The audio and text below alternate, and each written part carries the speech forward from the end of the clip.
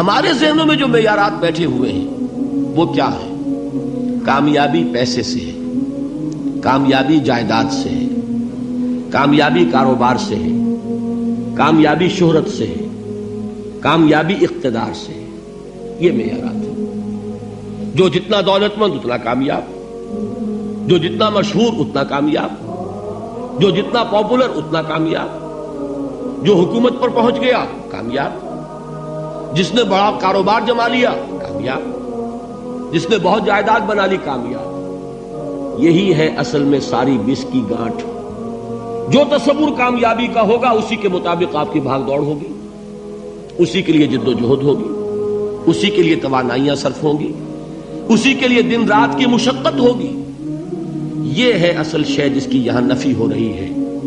کامیابی دولت سے نہیں، کامیابی شہرت سے نہیں، کامیابی اقتدار اور طاقت اور حکومت سے نہیں، بلکہ کامیابی ہے ایمان سے، عمل صالح سے، تواصی بالحق سے، تواصی بالصبر سے. آپ غور کیجئے اس نقطہ نظر کا، اس ایٹیچیوڈ کا، یہ جو مینٹل ایٹیچیوڈ ہے اس کا بدل جانا ہی انسانی شخصیت کے اندر انقلاب برپا کرے گا. اب آپ کا نتیجہ کیا نکلا؟ اگر تو دولت سے کامیابی ہوتی تو قارون بہت کامیاب تھا، اگر حکومت سے کامیابی ہوتی تو فرعون اور نمرود بہت کامیاب تھے. کامیابی ان سے نہیں ہے. کامیابی انسان دولت میں قارون کی دولت تک پہنچ جائے اور دنیا میں دبدبہ اور اقتدار اور سلطنت اور حکومت کے اعتبار سے وہ نمرود اور فرعون کا مقام حاصل کر لے، وہ ناکام ہے، خائب ہے، خاسر ہے، برباد ہے. اور ابو ذر غفاری کامیاب ہے، چاہے ان کے پاس کچھ نہیں تھا، جھونپڑی تک نہیں تھی، کوئی گھر نہیں تھا. حضور نے فرمایا ہے اللہ کے کچھ بندے ایسے ہوتے ہیں جو کسی محفل میں جانا چاہیں تو انہیں اجازت نہ ملے، جو کہیں اگر رشتہ کرنا چاہے کوئی ان سے رشتہ کرنے کو تیار نہ ہو، کہیں کوئی سفارش کرنا چاہے تو ان کی کوئی بات ہی نہ سنے. لیکن اللہ کے ہاں ان کا وہ مقام ہے کہ اگر بھولے سے بھی کسی بات پر قسم کھا بیٹھتے ہیں تو اللہ ان کی قسم کی لاج رکھتا ہے. یہ ہے فرق. یہ جان لیجیے اچھی طرح. اس بات کا مان لینا آسان، اس پر سبحان اللہ کہنا آسان، لیکن اس کے مطابق آپ کے اپنے ذہن کا بدل جانا بہت مشکل. اس لیے کہ ہم متاثر ہوتے ہیں اپنے ماحول سے. وہ بڑا محل ہے، دیکھ کر ایک دفعہ جھجری آتی ہے، وہ بڑی سی 20 فٹ لمبی کار سناٹے کے ساتھ آپ کے پاس سے گزر گئی. ایک دفعہ اعصاب کے اندر ارتعاش ہوتا ہے، محسوس ہوتا ہے بڑے یہ نصیبے والے لوگ ہیں، بڑے خوش نصیب، بڑے کامیاب. حالانکہ کچھ معلوم نہیں کہ یہی سب سے بڑی بد نصیبی ہو سکتا ہے کہ یہی سب سے بڑی ناکامی ہو. اگر ذہنوں میں یہ بات بیٹھ جائے کامیابی کس شے سے. یہی وجہ دیکھیے قرآن مجید میں بارہا آپ دیکھیں اولئک هم المفلحون، یہ ہے لوگ کامیاب ہونے والے. آج یہ آپ نے نماز میں وہ آیات سنی، یا ایھا الذین آمنوا ارکعوا واسجدوا واعبدوا ربکم وافعلوا الخیر لعلکم تفلحون. اے ایمان والو، رکوع کرو، سجدہ کرو، اپنے رب کی پرستش اور بندگی کرو اور اچھے کام کرو تاکہ تم کامیاب ہو جاؤ. تو کامیابی کن چیزوں سے ہے؟ یہ ہے سب سے بڑا سبق. یہ ہمارے دل میں اگر بات بیٹھ جائے، ٹھک جائے، تو زندگی بدل جائے گی. صبح و شام بدل جائیں گے، نقشے بدل جائیں گے، بھاگ دوڑ کا رنگ بدل جائے گا، ویلیو سٹرکچر بدل جائے گا. آج وہ ایک چیز نہایت اہم نظر آ رہی ہے، کل نہایت غیر اہم نظر آئے گی. جیسے کہ حضور کی حدیث ہے مالی ولی الدنیا، مجھے تمہاری اس دنیا سے کیا سروکار ہے.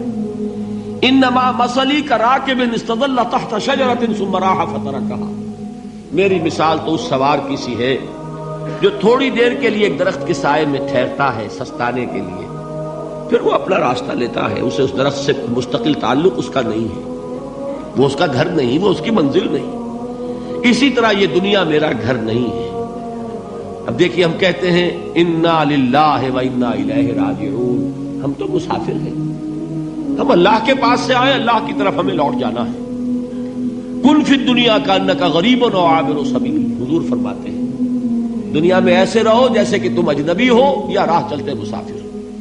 لیکن یہ طرز عمل کب ہوگا؟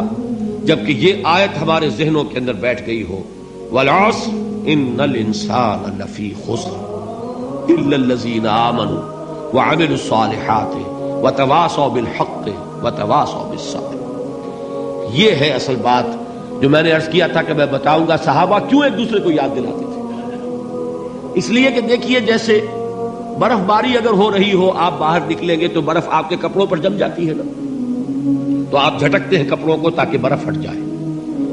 ہمارے ایمان پر اس دنیا میں رہتے ہوئے جب ہم متاثر ہوتے ہیں ماحول سے تو گردہ آ جاتا ہے، برف پڑ جاتی ہے، اس کو جھٹکتے رہنے کی ضرورت ہے، اور وہ جھٹکنے کی بہترین اور مؤثر ترین شکل یہی ہے کہ یاد رکھو کامیابی ان چیزوں سے نہیں ہے۔ چمک دمک جو ہے دنیا کی، یہ ساری چمک دمک جو تمہیں رجھا رہی ہے، جو تمہیں اپنے اندر گم کیے ہوئے ہے، یہ لفظ گم پر اقبال کا وہ شعر یاد آ گیا کہ کافر کی یہ پہچان کے آفاق میں گم ہے، اور مومن کی یہ پہچان کے گم اس میں ہے آفاق۔ تم گم نہ ہو کر رہ جاؤ، اس میں مبہوت نہ ہو کر رہ جاؤ، مرعوب نہ ہو کر رہ جاؤ، دنیا ہی کی محبت تمہارے اوپر ڈیرے نہ ڈال دے، تمہارے دلوں کے اوپر مسلط نہ ہو جائے۔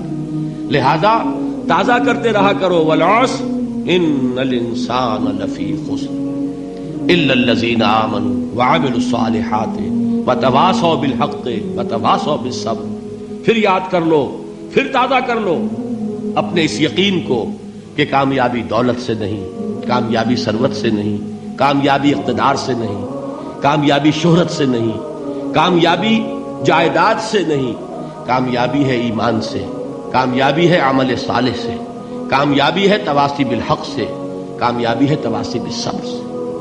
یہ چار چیزیں ہیں کہ جو کامیابی کے لوازم